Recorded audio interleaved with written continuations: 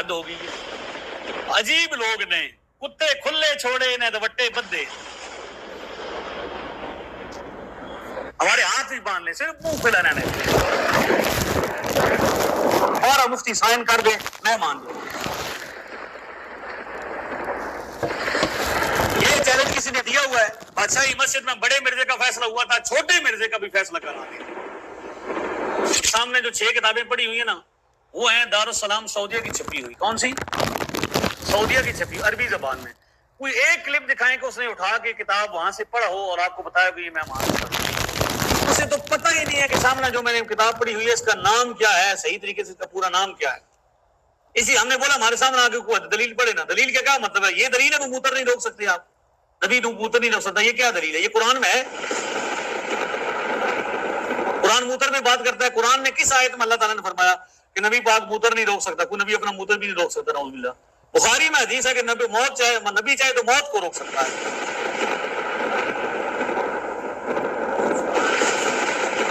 سمجھ رہے ہیں؟ تو وہ دلیل شلیل کوئی نہیں ہے. دلیل کا بہانہ لے کے کیا ہے, ورغلانا ہے. اگر دلیل ہے تو سامنے ہونا. اب ہم نے قائل کیا جب بچے بندوں کو کہ یہ دلیل ہے, مسلم شریف حدیث شریف موجود ہے, نسائی میں موجود ہے. ہم نے کبھی بغیر دلیل کی بات نہیں کی. ہم وہ دلیل پڑھتے بھی ہیں. یعنی نبی پاک نے جس طرح فرمایا نا, تو نبی پاک کی کون سی زبان تھی؟ عربی تھے نا, پنجابی تو نہیں سننا. عربی زبان میں فرماتے تھے. ہم وہ پہلے آپ کو وہ لفظ بھی سناتے ہیں جو حضور نے ارشاد فرمائے. ہمیں وہ کبھی آپ چلیں میرے ساتھ, آپ گارنٹی لیں, ٹھیک ہے؟ میں وہ محمد کے ساتھ لڑیں گے نہیں, بڑے پیار سے بات کریں گے. ایک کتاب میں اٹھا کے لاؤں گا, ساتھ لے کے جاؤں گا. کتاب کے اوپر جو لکھا ہوا, اگر مرزا چھوٹا مرزا جیلم کا کتاب کے اوپر پڑا ہوا نام پڑھ دے تو میں اس کو مرید ہو جاؤں. ایک کتاب لے کے جاؤں گا. کیا کروں گا؟ ایک کتاب لے کے جاؤں گا, اور اس کتاب کا صرف جیلم کے مرزا, یہ پتہ نا مولویوں نے چیلنج دیا ہوا ہے کہ قرآن نہیں پڑھ سکتا, اندر کھولنا پڑتا ہے قرآن, ٹھیک ہے؟ یا کسی نے کہا کہ حدیث میں کھولوں گا تو پڑھ کے دکھائے گا. میں کہتا ہوں میں نے کتاب کھولنی کوئی نہیں, میں صرف کتاب لے کے جاؤں گا. کتاب کے اوپر جو نام لکھا ہوا ہے وہ پڑھ دے, ترجمہ بھی نہیں کرواؤں گا. بھائی ترجمہ پہ بھی شرط ہٹ گئی, ترجمہ بھی نہ کرے, صرف پڑھ دے کہ لکھا کیا ہوا ہے, میں مرید بن جاؤں. حد ہوگی. سمجھ رہے ہیں؟ کچھ بھی نہیں ہے. لیکن مسئلہ یہ ہے کہ بات ہی کوئی نہیں, فکر کوئی نہیں. حق بولنے والے, جواب دینے والے کو کہتے ہو کہ جواب نہ دے, بدتمیزی کرنے والے کو کہتے ہو وہ بدتمیزی نہ کرے. مجھے اس میں شیخ سعدی کی ایک بات یاد آتی ہے.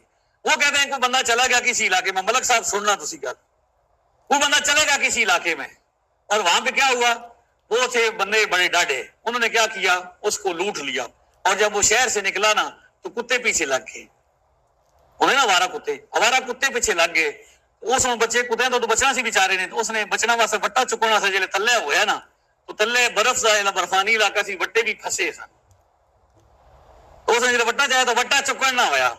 تو اس کہا واہ واہ واہ, عجیب لوگ نے کتے کھلے چھوڑے نے تو وٹے بدے.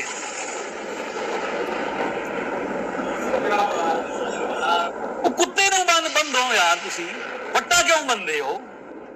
اسے بولو بھائی, آپ بھائی بدتمیزی کیوں کر رہے ہو؟ دلیل کی زبان میں بات کرنی ہے تو بیٹھو نا. ہم یہاں پہ بندے بیٹھے ہیں, ایجنسیز کے بندے بھی ہوتے ہیں. میں کہہ رہا ہوں, میں نے ڈی پی او صاحب کو کہا کہ آپ ماحول فراہم کریں, آپ اسے ایک طرف گارڈ کھڑے کر دیں, بالکل پولیس والے چاروں طرف کھڑے کر دیں, اور ہمیں اکیلا سامنے بٹھا دیں, ہمیں بالکل چیک کر کے اندر لے کے جائیں. ہمارے ہاتھ بھی باندھ لیں, صرف منہ کھلا رہنے دیں. کیا کریں گے؟ صرف بولنے دو. تو ہم دلیل دیں گے, بتائیں گے دلیل ہوتی کیا ہے. تو ایسا کریں نا جی.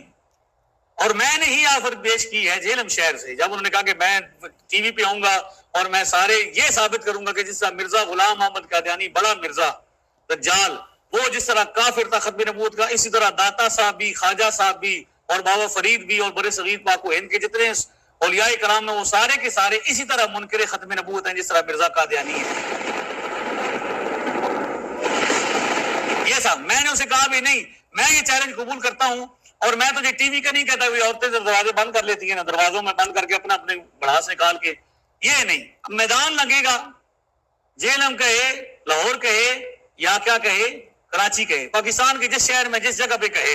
اس وقت 4 مسلک ہیں پاکستان میں, اہل سنت و جماعت, حنفی, بریلوی, دیوبندی اور اہل حدیث اور شیعہ اہل تشیع، ان چاروں مسلکوں کے تین علماء جو فتویٰ لکھنے کے اہل ہوں، جن کو فتویٰ لکھنا آتا ہو، مفتی ہو، 12 مفتی جمع کرو، ان کو سامنے بٹھاؤ، ایک طرف مرزا صاحب بیٹھ جائیں گے، چھوٹے مرزا صاحب، اور ایک طرف میں بیٹھ جاؤں گا، اور ہم بات یہ میں ثابت کروں گا کہ بزرگ ہمارے اسلام والے ہیں، وہ ثابت کرے گا کہ وہ کیا ہے، منکر ختم نبوت ہے۔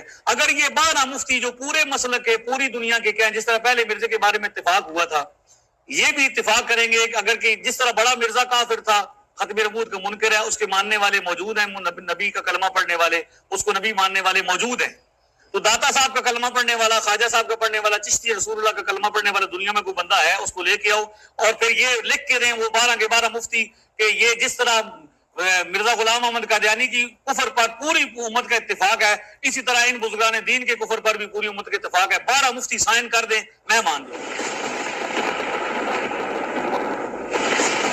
یہ چیلنج کسی نے دیا ہوا ہے، تو ایک دفعہ پھر امت، مرزا غلام احمد قادیانی بڑے مرزے کے کفر پر پوری امت کا اتفاق ہوا کہ نہیں ہوا؟ شیعوں کے نزدیک بھی وہ کافر، سنیوں کے نزدیک بھی، اہل حدیثوں کے نزدیک بھی، دیوبندیوں کے نزدیک بھی، اور پاکستان کا قانون بھی یہ کہتا ہے کہ وہ کیا ہیں، غیر مسلم ہیں۔ تو میں اب امت کو دعوت دیتا ہوں کہ ایک دفعہ پھر جمع ہو جائیں، بادشاہی مسجد میں بڑے مرزے کا فیصلہ ہوا تھا، چھوٹے مرزے کا بھی فیصلہ کرا دیں۔ اگر 12 مفتی یہ کہیں کہ یہ مطلب یہ جو ہے نا بزرگان دین مسلمان ہیں، سارے ختم نبوت کے محافظ ہیں، تو ہم پوچھیں گے چلو ہوں جس طرح وڈے مرزے کا فیصلہ کیتا سے ہوں چھوٹے مرزے کا بھی ذرا فیصلہ کر دیو، لگتے ہاتھوں جمع جو ہو سا ایک باری پھر امت اتفاق کر دے، اور ایک دفعہ کیا کر دے۔ اور یہ میں نوٹ کرانا چاہتا ہوں، یہ نوٹ کیجئے کہ جس طرح بڑے مرزے کے کفر پر اور اس کی کفریات پر پوری امت کا اجماع تھا، اسی طرح چھوٹے مرزا صاحب کے بھی جاہل ہونے پر اور جناب گمراہ ہونے پر بھی امت کا اتفاق ہو چکا ہے۔